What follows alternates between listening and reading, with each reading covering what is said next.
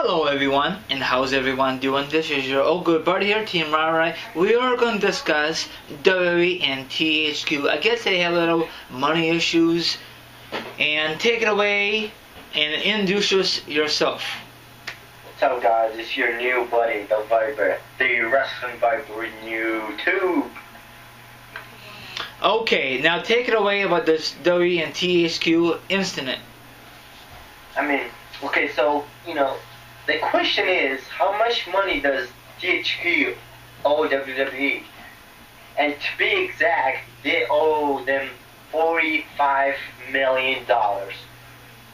There's been rumors saying that they're not going to make WWE 14 because THQ got bankrupt.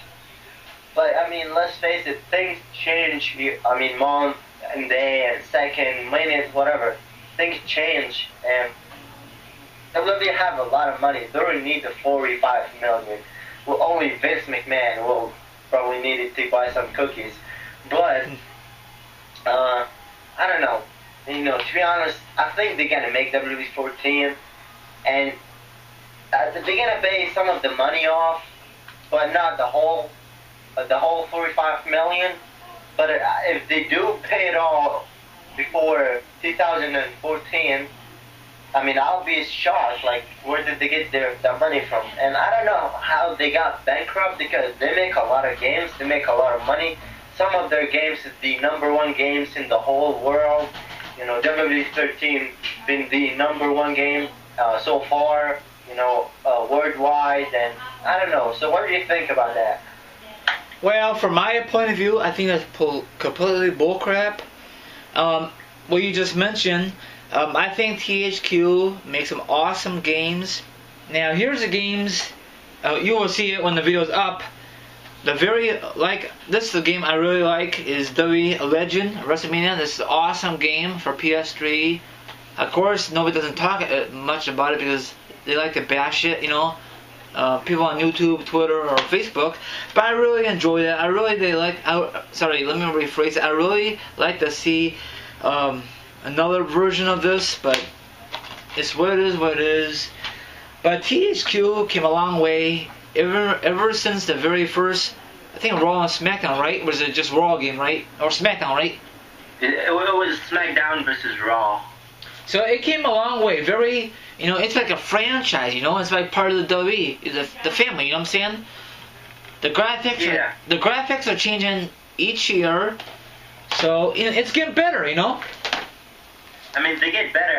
Look how, the WWE 12 was like, they came, in 2011, it was all the games used to be Raw versus SmackDown, 2007, 2008, 2009, 2010, 2011, and until 2012, they come up with new ideas. They want to make it look better. So they say WWE 12, and now it's WWE 13.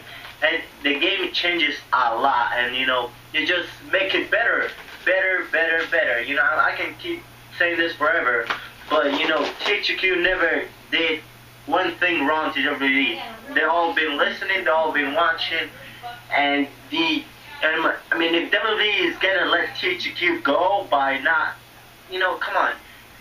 Like again, WWE doesn't need the money right now, but they will later on. So they can make a loan with THQ. THQ can pay them, like $1 million every year or something until they pay it off.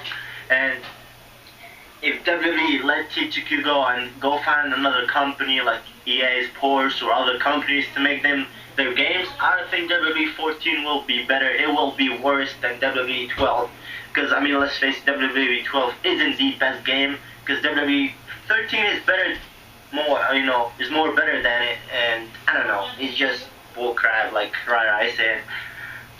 Now, of course, every wrestling game comes out, they overhyped it. I think last year they overhyped it big time. Now, the game modem sucks ass.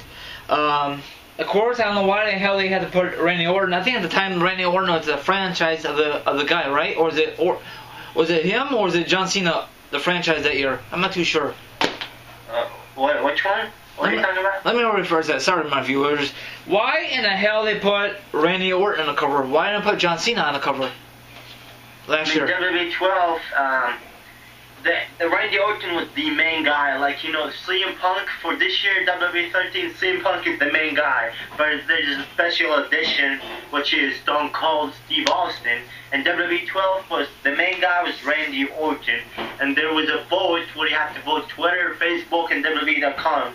The fans can choose between John Cena and The Rock. And whoever gets the most votes is going to be on the cover. And Cena lost, so they made the People's Edition instead of the C Nation Edition or something. Oh, okay.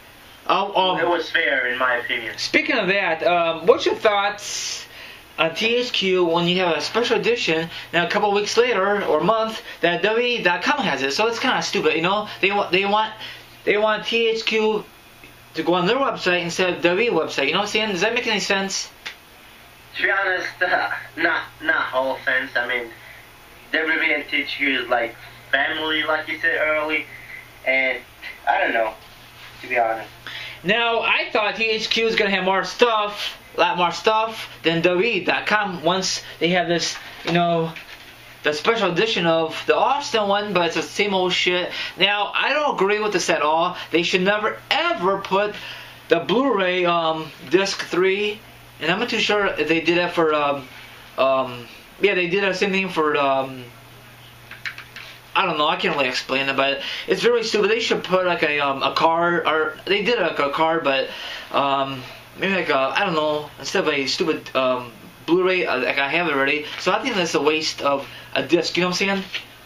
Yeah, and one thing I want to point out, so for example, let's pretend that Rai is THQ, he's the one that's making the games, and he's making it for me. I'm the WWE, you know, like for example, I'm Vince McMahon. I'm telling THQ to make WWE 14. And because they owe us a lot of money, I'm going to tell them, so here's the deal.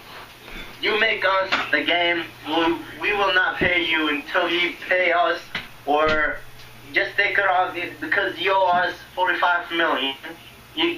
Now we don't have to pay you for making WWE 14. Does that make sense? Just, maybe not, I don't know. It's kind of stupid, but, you know, all the games I have, I show you on cam. Now, another one I really want to discuss, I think it's the most crappy game ever, it had nothing to do with THQ, is TNA Impact, is made by Midway. I think it's a crappy version. Do you have that game?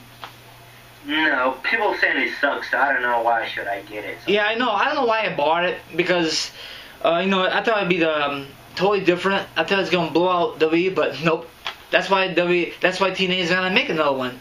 It's garbage. You know, I might get rid of it. I might, you know, I don't know what to do with it. Probably just right now just collect dust. It's the same. It's okay, but they can do a lot better. I mean, trust me. W13 is way better in this stuff. Trust me.